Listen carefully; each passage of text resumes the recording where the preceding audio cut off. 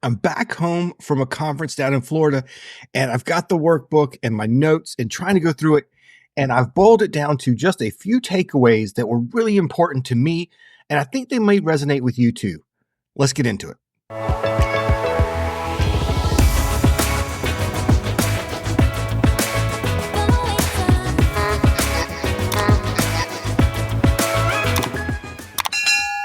Hello, and welcome to the OTW show, where I help you get on the way to living your dream life. I'm Paul Gatter, your host, and I so appreciate you being here.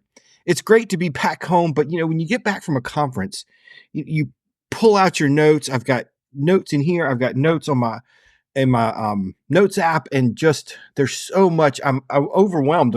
The first day or so is really brain dead and hard to make any progress on any task because I was just overwhelmed with all the things I learned and the conversations I had. It's incredible. And so my first takeaway is I love conferences for the recharging of energy, especially this, whenever you're doing these online things, and sometimes, you're doing it alone or you're doing it in a small group, maybe you and your wife or your spouse, like we do here. It can be overwhelming and just really get you down over time. And conferences, workshops, being in person with other people is great to fill those batteries back up and to come home with more energy and more ideas and just feeling like you can keep going. Being in a room with other entrepreneurs, I love because you realize that you have so much in common with other people. Other people are having the same struggles as you. Other people are feeling the same stress and anxiety as you.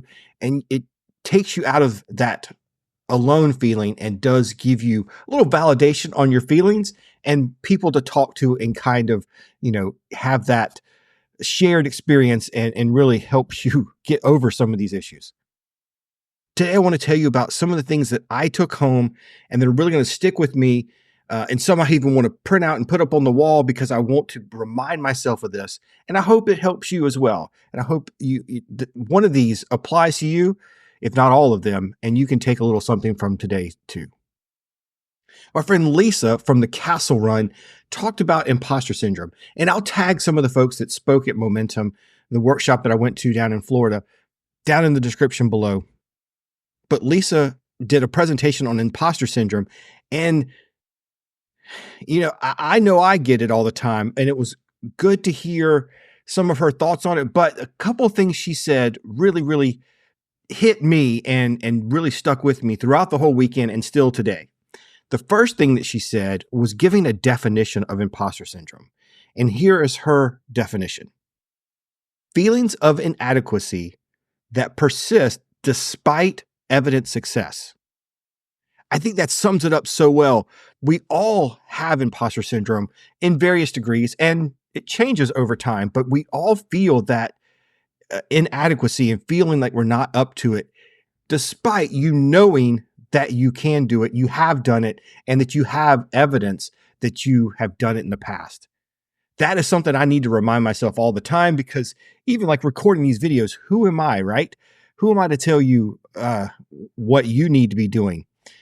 So yes, feelings of inadequacy despite evidence of success. I love that.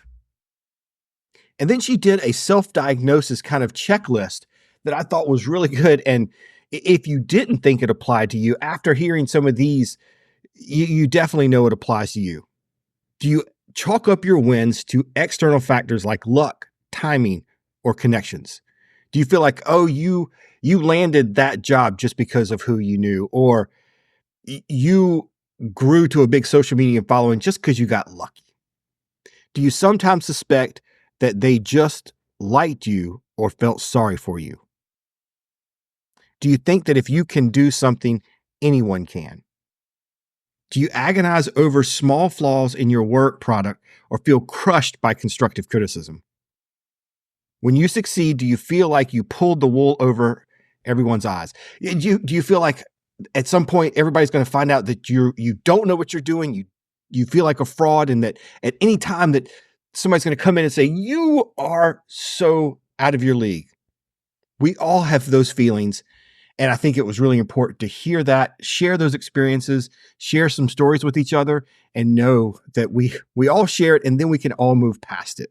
The first step to overcoming it is just to recognize that it's normal, that we all have these feelings, and then you can really get on with processing it. And you're still going to get those feelings in the future. Just remember it's normal and we all have it. Matt Briel from Lulu.com did a talk about books and publishing books. And one of the things he challenged everyone in the room with is that everyone has a book in them. And Kyle Scott from Thinkific said that everybody has a course in them. And that really challenged me to think about, do I have a book in me and what is it? And I'm still kind of wrestling with that. I've had some thoughts and ideas over it, but I want to challenge you too. If everybody has a book in them or a course in them, what's yours? If you're enjoying the OTW show, please take a second and hit the follow button or the subscribe button. I'd really appreciate it. Thank you so much. And I want to make sure I recognize the shirt of today. Today is a shirt from Roosevelt's called Drawn to Life. It was part of their 100 Years of Magic line celebrating the 100 years of the Disney company. I love that. This is one of my favorite shirts, and every time I wear it, I get tons and tons of compliments. It's probably the most complimented shirt when I go out and wear it. I love the Roosevelt brand, and this one is one of my favorites. Drawn to Life. Thanks, Roosevelt's. My last takeaway is one that lots of people at Momentum, lots of the speakers talked about this. And in fact, in my talk about email marketing, I told a story about my daughter and an experience we had on our first cruise and her getting bit by a stingray. And I told that story to say that what makes us unique, what can make your emails stand out from others is your personal experiences and your personal stories. Several other of the speakers said the same thing, is that it's you and it's your uniqueness that makes what you do different. Kyle Scott from Thinkific talked about when you're thinking about your course, is that you don't have to be the expert. You don't have to be the most knowledgeable in a subject to teach. It's your unique take on it. It's your perspective, your experience that you can share in the course and others can relate to and learn from you, even if you aren't the smartest, the best at whatever it is you're talking about. There's still a twist on that subject that you bring to the table that can help others. I think that's so important in everything we do, whether it's the content we create on social media, the emails we write and we send out. Everything we do should be from your unique perspective. It's your take on things. It's your experiences, your life lessons that people want to learn from and hear. So make sure whatever you do that you're putting yourself into it, not trying to be somebody else, not trying to talk as a brand or and all these other things that kind of separate you from the people who are reading and following and watching your content. Make sure that it's you and your experiences, and that will help others really relate to you.